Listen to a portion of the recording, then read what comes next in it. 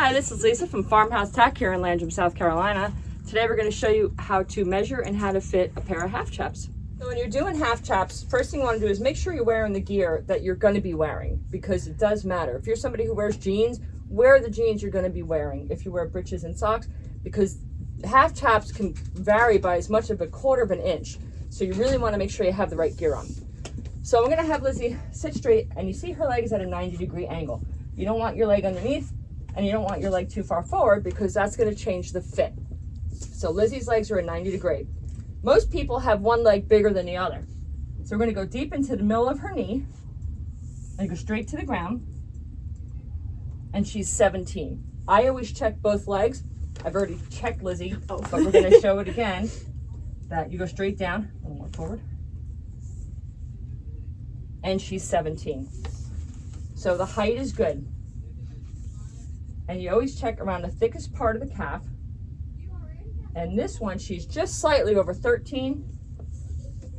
And on this calf, she's right at 13. So this is her thicker leg of the two. That's a common thing that everybody does. So we have the half chaps. We'd already pulled them out earlier. And when you're fitting them, you want to always do it on the bigger leg. You don't want to do it on the smaller leg, because it's always going to be a little looser on that leg. So, you ready? Yeah. And these are the pants you wear, and these are the boots you wear. Yes. The boot you wear is also a big fact, because if you tend to ride in, like, let's say terrains or a hiker versus a paddock boot, it does matter. So you put the half chap underneath, and you can see the heel of the boot. I always push it all the way back. Remember, when they're new, that elastic is going to be awfully tight. So it's going to be, just because it's tight to get over your foot doesn't mean it's the wrong size half chap. It's just the elastic is tight. I'm going to have Lizzie stand up. These are a side zip. Half chaps come in a side zip and a rear zip, and there are a couple that are a 3/4. So I'm going to start at the top, and when I do it, I keep a finger under just so I don't pinch her, because that's always, I've had been pinched and it's awful. So you want your half chaps to be a little snug. You're fine.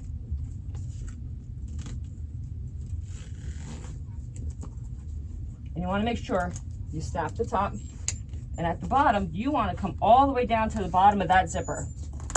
Do not stop early, because it will affect the zipper down the road. So this, again, these are a brand new pair. I did not stretch these out, and I do want to point out it's kind of cold today. We're actually having some snow, and just like the leather of your car, you know, it has to warm up a little bit to your leg. There you go. So you see the fit in the back. Lizzie, if you can bend your knee. Does it bother your knee? Nope.